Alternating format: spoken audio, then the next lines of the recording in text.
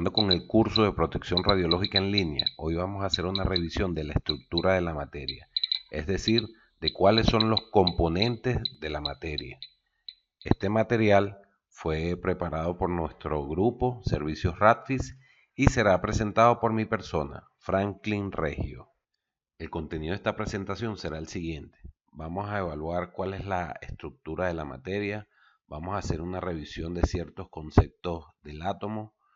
También vamos a ver cuáles son los distintos modelos atómicos que se han desarrollado a lo largo de la historia.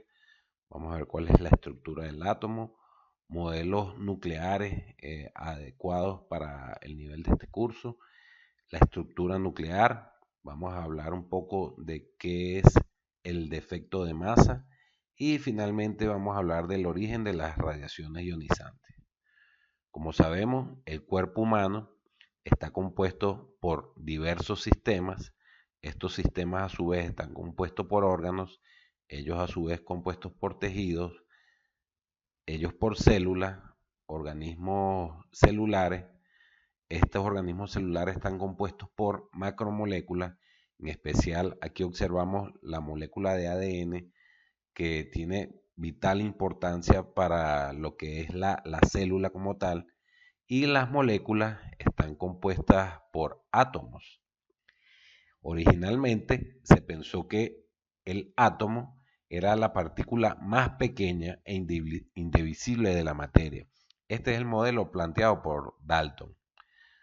Se sabe que toda la materia está compuesta de entidades individuales llamadas elementos. Cada elemento es distinguible de otros por las propiedades físicas y químicas de sus componentes. Los componentes de cada elemento son conocidos como átomos.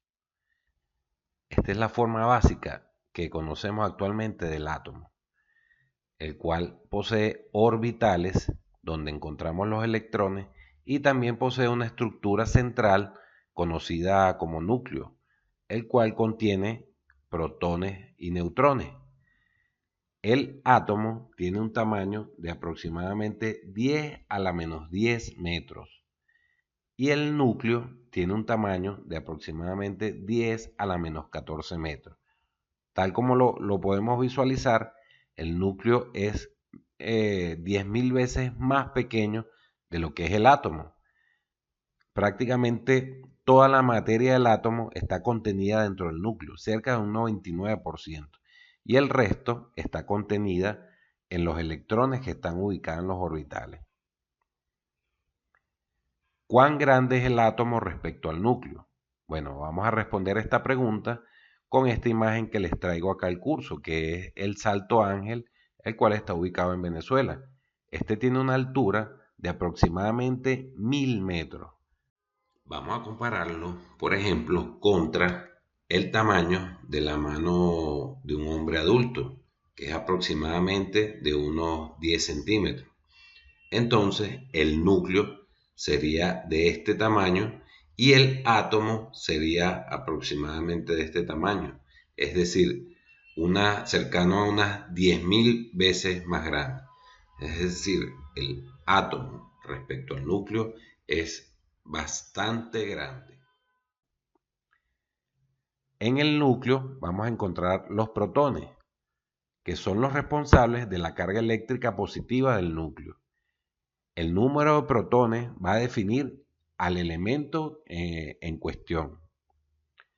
Para compensar la carga eléctrica Z del núcleo, deben haber alrededor en las órbitas Z electrones, de tal forma que la carga de todo el átomo sea neutra.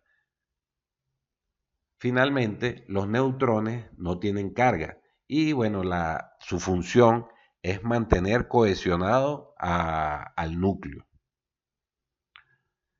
Vamos a encontrar las siguientes características para las partículas que componen al átomo. Tenemos el electrón, vamos a decir que tiene una carga negativa. Tenemos al protón, que tiene una carga positiva. La masa del protón respecto a la del núcleo, a la del electrón, perdón, es de 1836 veces más grande que la del electrón. y el neutrón es apenas un poco más pesado que el protón. También vamos a encontrar en el curso de protección radiológica, y tiene relevancia en la protección radiológica, lo que son las partículas alfa. Pero ¿por qué partículas están compuestas estas macropartículas? ¿Y el fotón dónde queda en todo esto? Bueno, la partícula alfa va a estar compuesta por 2 protones y 2 neutrones. Y el fotón no tiene ni masa ni carga. Es simplemente un paquete de energía, un paquete de ondas electromagnéticas. ¿Qué tan pesado es un protón? Para responder esto, les traigo al animal más grande y pesado que existe y que ha existido en la Tierra, el cual es la ballena azul. Él llega a pesar cerca de 130 toneladas o 130.000 kilogramos, e incluso puede llegar a pesar mucho más que eso. Aquí vemos una relación entre el tamaño de un hombre y el tamaño de la ballena azul. Para poder equilibrar el peso de esta balanza con humanos y la ballena, tendríamos que tener 1857 humanos de 70 kilogramos para que esta balanza esté balanceada. En el caso del protón y el electrón, estaríamos hablando que necesitaríamos de 1836 electrones para obtener un equilibrio en esta balanza. ¿Qué pasa con la partícula alfa? Ya dijimos que está compuesta por 2 protones de cargas positivas y 2 neutrones. En términos de la ballena azul, sería equivalente a esto. Este sería lo que corresponde a un electrón, y esto sería lo que corresponde a una partícula alfa.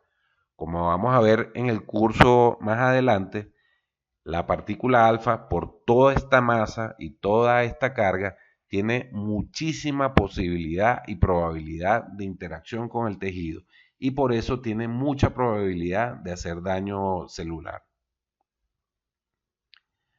¿Cuáles son los modelos atómicos que se han establecido hasta el momento? Ya hablamos inicialmente del modelo de Dalton, donde se planteaba que el átomo era la partícula indivisible. Ya sabemos que no es así. Para explicar un poco los modelos atómicos, vamos a ver qué fue lo que hizo Thomson en 1897, quien realizaba experimentos con un tubo de descarga.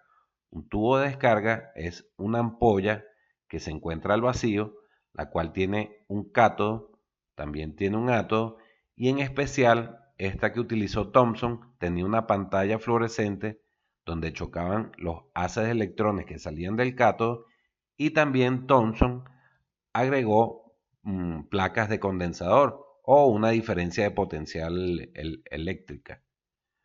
Él se dio cuenta que los rayos viajaban en línea recta e iluminaban la pantalla fluorescente, y se desviaban en un campo eléctrico y eran atraídos precisamente por el polo positivo, lo que daba a entender que la partícula que estaba involucrada era de carga negativa.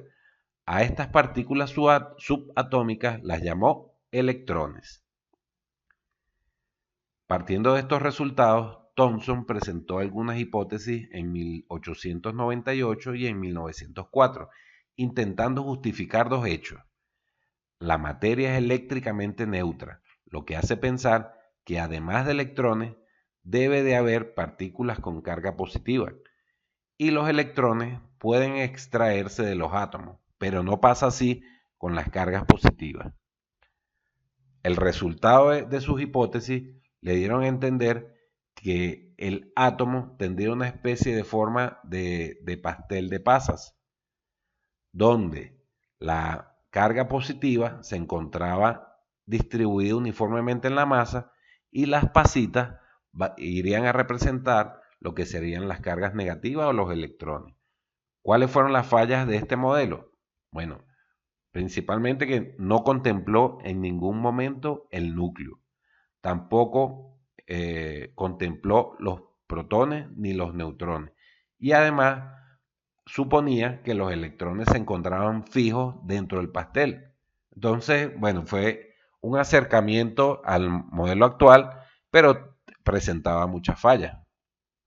El siguiente modelo atómico lo planteó Rutherford en 1911, cuando llevó a cabo su conocido experimento en el cual disponía de una fuente de partículas positivas o partículas alfa. También disponía de un detector de partículas o una pantalla centellante, y en el medio de esta pantalla colocó una lámina de oro. Él colimó las partículas positivas que salían de la fuente y pudo observar que habían varias partículas que atravesaban la lámina de oro sin desviarse, habían otras que sufrían una desviación e incluso encontró partículas que rebotaban. Entonces, a estos hechos experimentales, él trató de dar la siguiente explicación.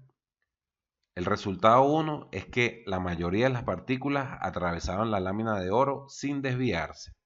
¿Cuál sería la hipótesis de esto? Esto era así porque el átomo era prácticamente vacío. Solo había algunos electrones girando alrededor del núcleo y la masa de los electrones es muy pequeña. Resultado 2. Una pequeña proporción atravesaba la lámina con una ligera desviación en su trayectoria. La hipótesis para esto es que las partículas que se desviaban eran las que pasaban cerca del núcleo, se repelían, ambas tienen cargas positivas, y sufrían una pequeña desviación. Y el tercer resultado es que habían partículas alfa que se retrodispersaban, aproximadamente una de cada 8000 partículas. La hipótesis de esto es que las partículas que rebotaban eran repelidas por el núcleo. El tamaño del núcleo era muy pequeño comparado con el tamaño del átomo, unas 10.000 veces más pequeño. Entonces, de acuerdo a todos sus resultados y a sus hipótesis, el modelo de Rutherford tenía la forma de modelo planetario, donde el núcleo central era el que permitía el rebote de las partículas alfa. Si las partículas alfa pasaban cerca del núcleo, estas se desviaban porque eran repelidas, y principalmente el resto de las partículas alfa pasaban sin tomar en cuenta la presencia del núcleo. ¿Cuáles serían las fallas de este modelo? A pesar que constituyó un gran avance para predecir los hechos y los resultados, el modelo nuclear de Rutherford presentaba dos grandes inconvenientes. Contradecía las leyes electromagnéticas de Maxwell, según las cuales una partícula cargada, cuando posee aceleración, emite energía electromagnética. Entonces, esto no podía ser explicado mediante el modelo de Rutherford.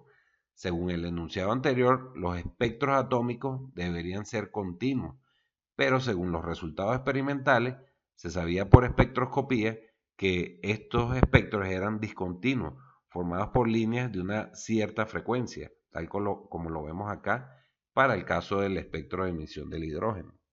El siguiente modelo atómico que intenta describir los resultados experimentales es el modelo de Born. Este modelo partía conceptualmente del modelo atómico de Rutherford. Fue desarrollado 2 años después del modelo de Rutherford y partía de las incipientes ideas sobre cuantización que habían surgido años antes con las investigaciones de Max Planck y Albert Einstein. Según Born, el electrón giraba alrededor del núcleo en órbitas con radios que estaban definidas, órbitas cuantizadas, cuyos valores discretos dependen del momento angular del mismo. El electrón no gana ni pierde energía mientras permanece en una órbita. Solo intercambia energía cuando se mueve de una órbita a la siguiente. Según el modelo de Born, el átomo posee distintos niveles de energía o capas donde se pueden encontrar los electrones. Cada capa tiene capacidades diferentes y esto va a estar en función del número de protones que se encuentran en el núcleo, y más adelante también se utilizó un principio de exclusión para definir cuántos electrones existían por cada nivel. Finalmente encontramos el modelo de Schrödinger, el cual fue propuesto en 1926. Establece también la presencia de un núcleo y establece que los electrones se encuentran en niveles de energía, pero estos niveles de energía están conformados por una especie de nube electrónica, una nube donde existe la probabilidad de encontrar el electrón. Entonces podemos resumir los modelos atómicos en la siguiente gráfica, donde encontramos el modelo de Dalton, propuesto en 1803, donde el átomo era la partícula indivisible. En 1904, Thomson establece su modelo del pastel de pasas, donde teníamos las cargas positivas distribuidas uniformemente y la carga negativa se encontraba como las pasas del pastel. Luego, en 1911, Rutherford establece que tenemos la presencia del núcleo y que los electrones se encuentran en ciertas órbitas.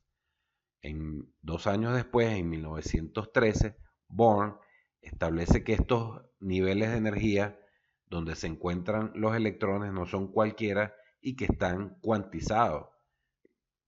Finalmente, en 1926, Schrödinger establece el modelo de la nube electrónica, donde podrían encontrarse los electrones. Y es importante señalar que estos niveles de energía descritos en los dos últimos modelos son dependientes del número atómico que posee el elemento, es decir, del número de protones que están acá. Va a depender de cuántas capas o cuántos niveles existen, y en función de eso también el número de electrones que se encuentran en cada uno de estos niveles, y también la energía de ligadura o la energía que posee cada nivel. Los invitamos a revisar la segunda parte del contenido de este material, donde estaremos hablando de la estructura de la materia, haciendo especial hincapié en la estructura nuclear. Muchísimas gracias por compartir con nosotros.